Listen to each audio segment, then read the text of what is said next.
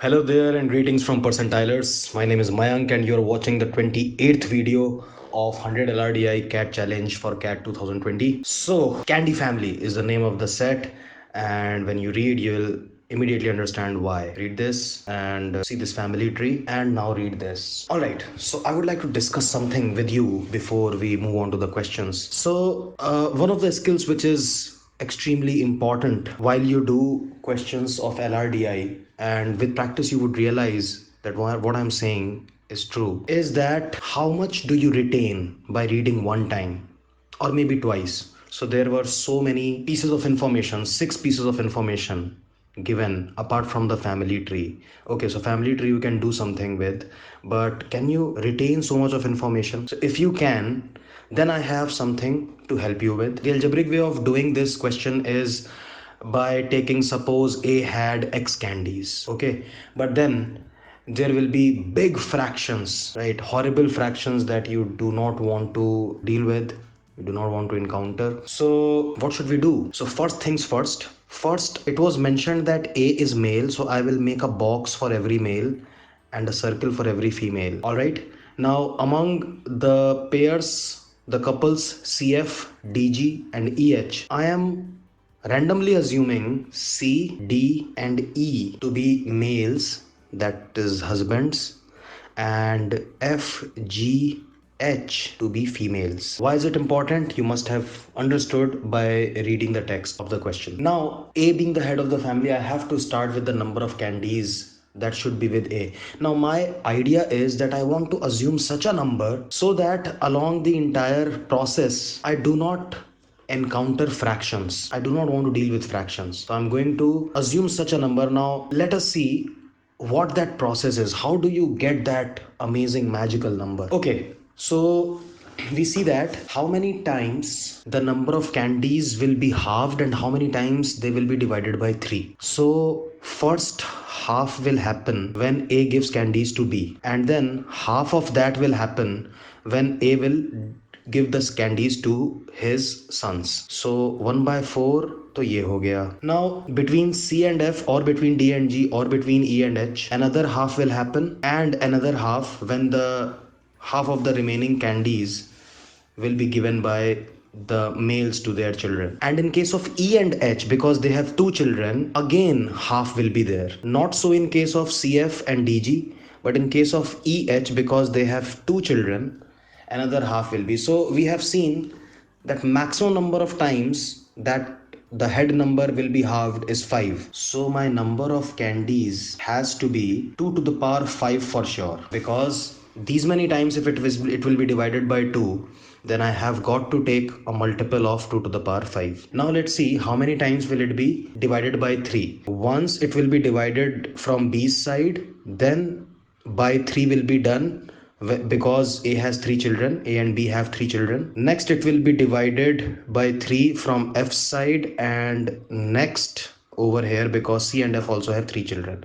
So we see that 4 times. First time from B side, second time because AB have 3 children, third time from say F side, and fourth time because C and F also have 3 children. I think my number has also got to be a multiple of 3 to the power 4. So all in all, my starting number of candies should be 32 into 81, which is 2592.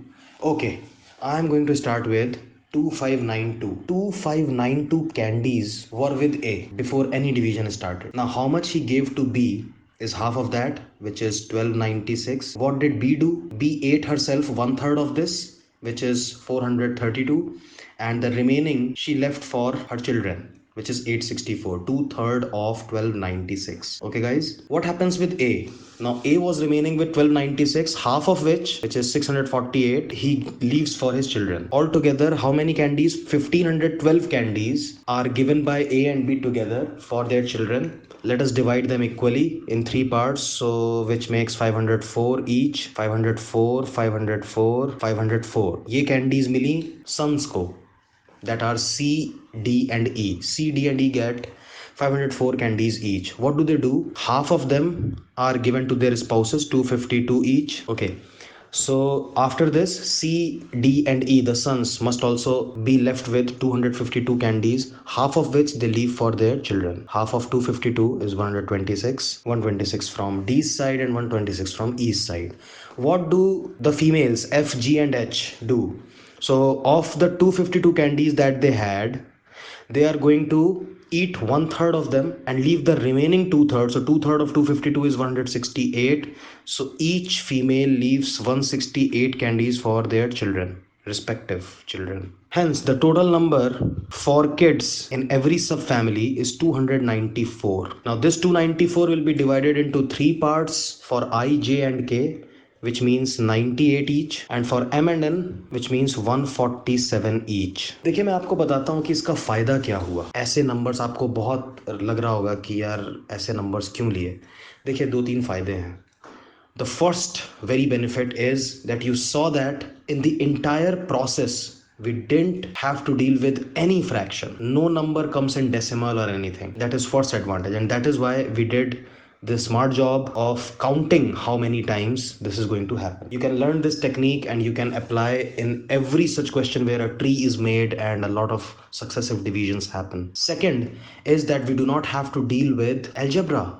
We don't have to deal with x and y and this and that. Third is that we can deal with ratio, and you will find that this is the simplest ratio that is possible. So if you see the numbers with I, J, and K, 98 is a multiple of 2 and 7 square basically. 294 has 2, 7 square, and 3 also. Okay, and 147 has 3 and 7 square. While you know that when you took the number, it had no 7 in it. Okay, so if you compare 98 and M and N, 147, they only have 7 square common. One is a one is an even number, one is an odd number. Okay, so they are all in simplest ratio.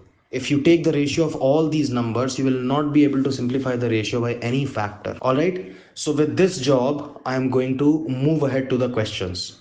So these are the numbers, a little more organized. Now if you read question 1, you would realize that actually some data given in the question is redundant. They say that if J receives 4 candies, then what is the ratio of the number of candies received by K, L, and N? Actually, if it's only about ratio, then you can find it right away. You don't need to know if J receives 4 candies or 40 candies or 400 candies. So we have to find K, L, and N. We already know the numbers. So K and L and N, the ratio is 98 to 94 and 147. Clearly all the numbers are divisible by 49, so it will become 2 is to 6 is to 3. Straightforward. Third option is our answer. Good to go? Second question. C receives 108 candies and E is not the husband of H. Alright. While we did assume, we took E to be the husband of H. Okay, no issues. What we will do, we will write E here and H here, and everything is good to go. Now about C, it's not mentioned that C receives candies from her husband or C receives candies from his parents. So C could be a husband or wife, either situation. So we will have to calculate both the situations. Let us first see that if H is the husband and E is the wife, then E is going to eat one third of 252 candies, which is 84 candies. So E eats 84 candies when C receives 504. If C is a son, then C receives 504. We need to tone down the ratio, and in case C is a wife, C will be receiving 252 candies and E will be eating 84 only. That's no change. Okay, so the ratio of C is to E could be either 6 is to 1 or 3 is to 1. If it is 6 is to 1 and C has 108, then E eats 18. And if in the ratio 3 is to 1, if C has 108, then E eats 36. So I think both the options are equally good. We have no reason to prefer any one of the two options. So we have got to mark fourth option as my answer, because either one or two both look equally good to me. More information is needed to be able to stick to one of these options. Third question.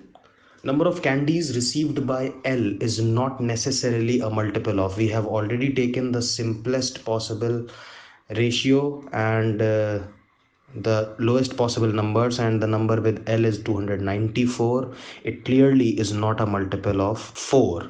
It is a multiple of 6, hence 2 and 3 are taken for granted. 3 questions down. Fourth and the last question. If the number of candies received by D is greater than the number of candies received by G, which tells you that D is the husband and G is the wife, right the way we had taken, then how is G related to A? This is not even about numbers. This is about relation. So if G is a female, so G is daughter-in-law of A, because D would become A's son. So daughter-in-law becomes the answer to this question. Pretty easy question. In fact, this should have been the first question that you should do in the set. Alright guys, so that would be all for this set for your learning. So please do subscribe to our channel, and to do so all you need to do is click on the link which is showing right on your screen. So this is Mayank signing off. Keep watching the space for more stuff to come. Thank you so very much.